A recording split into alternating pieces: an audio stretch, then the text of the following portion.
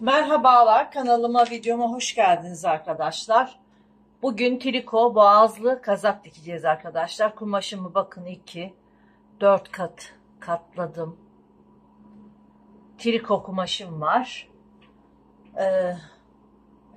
Çiften eni gayet geniş bir kumaş. Ben kazağımın boyunca kestim. 80 santim boyunda, 40 santim eninde 4 kat kumaşım var önümde. Üstünden şöyle düzeltme çizgisini yaptım. Ölçülerimizi aldık arkadaşlar. Göğüs bölü 4 artı 2, kalça bölü 4 artı 2 yaparak ölçülerimizi belirledik. Şimdi hemen başlıyoruz. Ensem için 9 santim. Omzum için 12 santim ölçüyorum. Ense düşüklüğü 3 santim, omuz düşüklüğü 3 santim işaretliyorum. Hemen omuz çizgimi çiziyorum. Evet. Şöyle net görünsün istiyorum. Ensemi 1-2 santim düz çizdikten sonra kavisini vererek ensemi ayarlıyorum. Ense kavisimizi çiziyoruz. Arka ve ön uzunluk 42 santim işaretini atıyorum. Hemen enine uzatıyorum.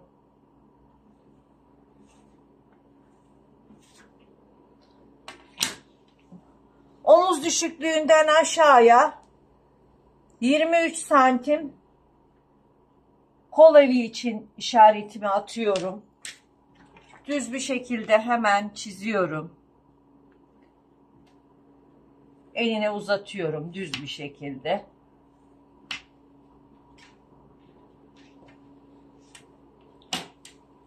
Trikomun boyu 80 santim. Burası göğüs, burası bel. 20 santim kalça düşüklüğünü iniyorum. İşaretini atıyorum. Ve düz olarak çiziyorum.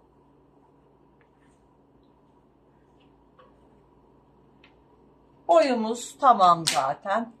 Şimdi göğüs bölü 4 artı 2 yaptığım ölçüyü buraya yerleştiriyorum. 29 santim göğüs ölçümüzü buraya yerleştiriyoruz. Bel için 2 santim içeri giriyorum. 27 santim bel oyuntusu olsun istiyorum. Kalça bölü 4 artı 2 bulduğum ölçü 31 santim. 31'den işaretimi alıyorum. Ve yerleştirdiğimiz ölçülerimizi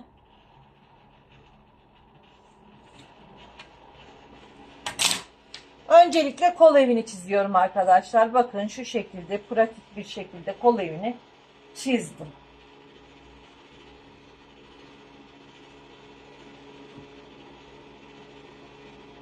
Bel hattını çiziyorum. Buradan geliyorum. Basen ölçünü birleştiriyorum ve bakın pratik bir şekilde birazcık çok az bir açılma yaparak şu şekilde çiziyorum.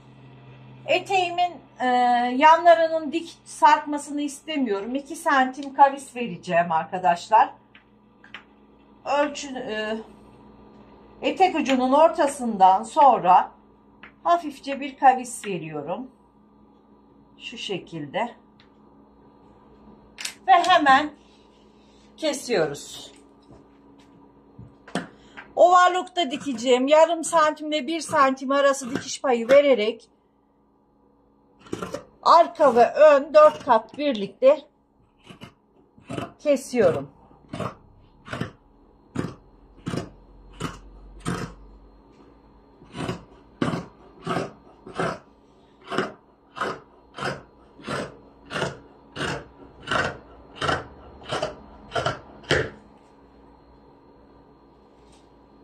Bakın 4 kat triko kazağımızı kestik. Etek ucundaki düzeltmemi yapıyorum. Ve bedenimiz çıktı. Şimdi tek katını içinden alarak önde yapmak istediğim değişiklikleri yapıyorum.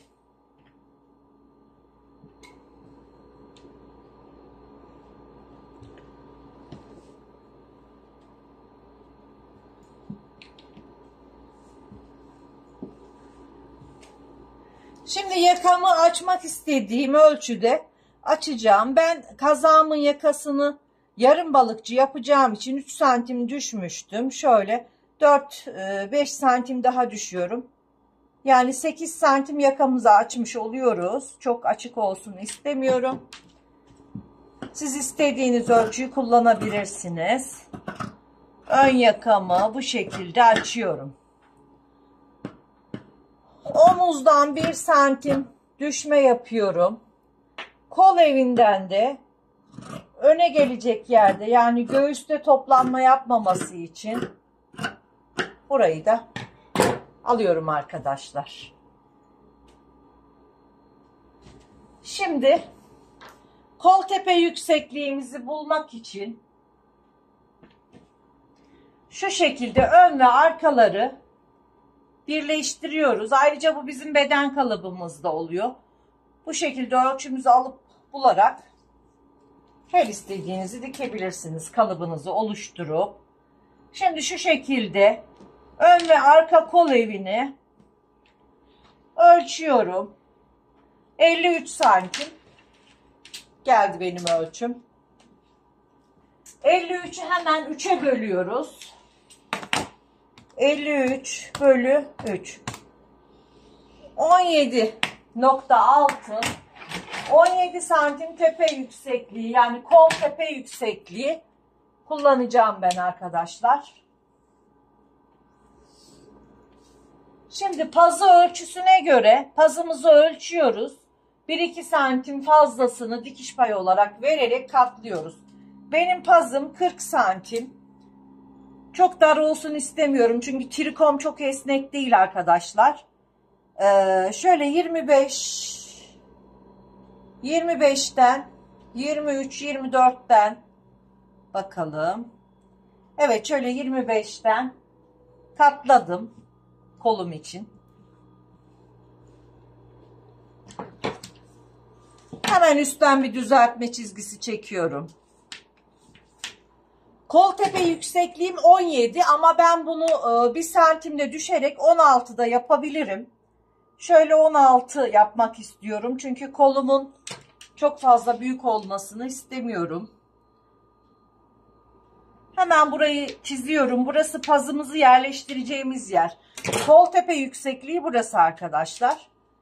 Şimdi kol boyumu ayarlıyorum. Kol boyum uzun olsun istiyorum. 66 santim. Şuradan manşet ölçümü yerleştiriyorum. Şöyle bir 13 santim yapıyorum. Çünkü böyle dar olsun istiyorum arkadaşlar. Ben böyle trikoları dar olduğu zaman daha çok seviyorum. Şimdi buraya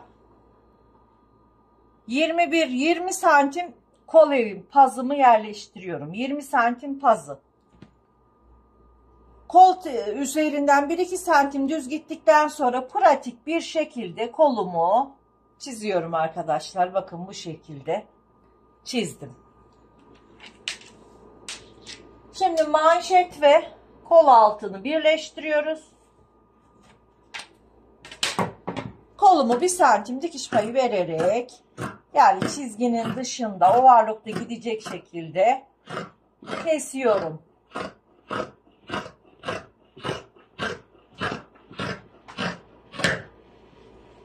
Gördüğünüz gibi kolumuzu kestik. Hemen kol tepesine bir çıt atıyorum, kol ortasına. Kolumu açıyorum. Ön bedende yaptığım oyuntuyu burada kolda da veriyorum. Buraya bir çıt atıyorum. Dikerken burası öne gelecek arkadaşlar. Şimdi trikomuzu dikeceğiz. Yakamızı ölçeceğiz. Ona göre buradan yaka keseceğim arkadaşlar.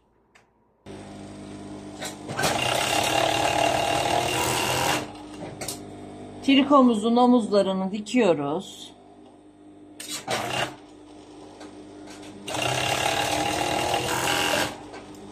Hemen açıyorum. Kolumuzu takıyoruz. Ön bedenden başlıyoruz. Çıtımızın olduğu yeri alıyoruz kolumuzu.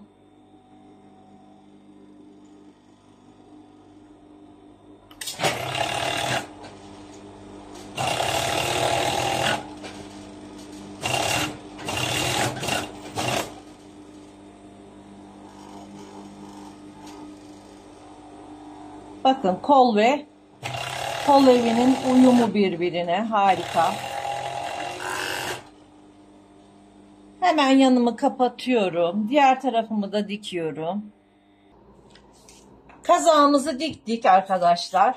Kolda olduğu gibi ensede de şu şekilde yuvarlayarak arka ve ön yaka çevresini ölçüyoruz. Ben ölçtüm. Benim yaka çevrem 50 santim. Ben 2-3 santim küçüğünü yapacağım. Şimdi yakamızı keseceğiz. Bakın kumaşımızdan.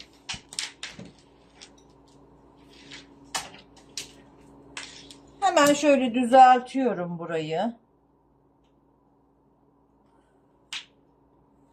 Ben yarım balıkçı istiyorum arkadaşlar. 16 santim en yapacağım. Katlandığında 7-8 santime düşecek. Şöyle yakamı 45 santim yapacağım. 45 yarısı 22,5 23 yapalım dikiş payıyla beraber. Hatta şöyle 23 yapalım. Buradan 16 santim yukarıya çıkıyoruz ve çiziyoruz. Yarım balıkçı yakamızı kesiyoruz.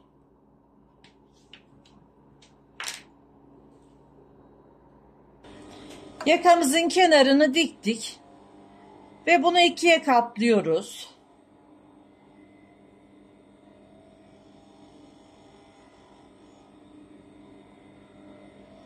İkiye katladığım yakayı bedenimin etrafına yakama yerleştireceğim arkadaşlar. Bakın.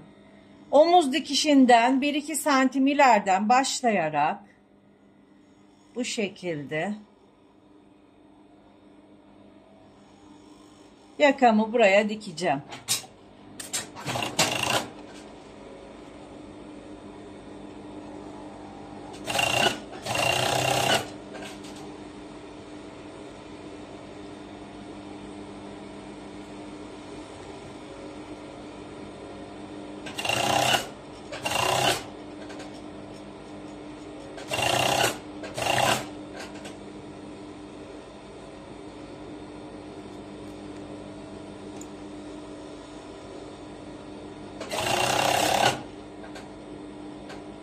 Yakamızı çekiyoruz. Bedenimizi hafiften toplatarak dikiyoruz.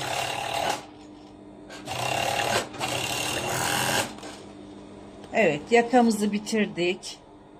Şimdi ben kazağımı ütüleyip geliyorum.